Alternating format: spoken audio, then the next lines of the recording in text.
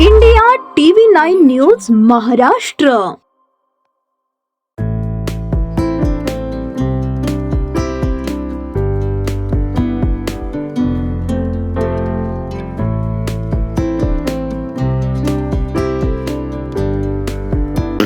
आज आपण पालकमंत्री यांच्या हस्ते प्रवेश केलेला आहे, काय सांगाल?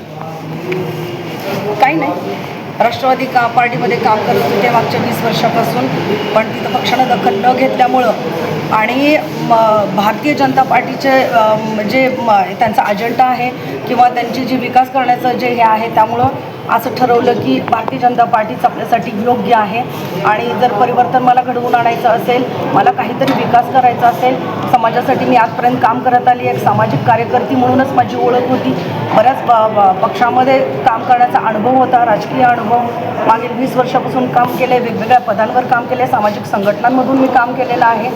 त्यामुळं आता ठरवलं की नाही, मला भारतीय जनता पार्टीमधून मला काम करावं लागेल। अजित पवार राष्ट्रवादी जे पक्ष आहे, या पक्ष देखील सत्ताधारी पक्ष आहे, आपण ते पक्ष सोडून भाजपमध्ये का गेलात अचानकपणे? अच्छा, हां, सत्ताधारी पक्ष आहेच आहे, पण दोघांची विचारसरणी एकच आहे।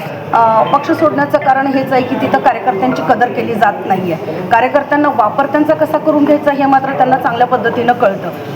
आणि इथले जे स्थानिक नेते आहेत त्यांना कार्यकर्ते सांभाळता आले नाही आहेत। त्यामुळं राष्ट्रवादीच्या कार्यकर्त्यांमध्ये जेवढे फ्रंटलचे पदाधिकारी आहोत, आम्ही महत्त्वाचे कार्यकर्ते आहोत, पदाधिकारी आहोत, आम्ही सगळ्यांनी मिळून राष्ट्रवादी काँग्रेस पार्टी सोडलेली आहे। आता प्रवेश केलात आपण, प्रभाग क्रमांक 20 मध्ये भाजपचे उमेदवार सध्या निवडणुकीच्या मैदानात आहेत, आता त्यांना सपोर्ट करणार का आपण? हो, नक्कीच।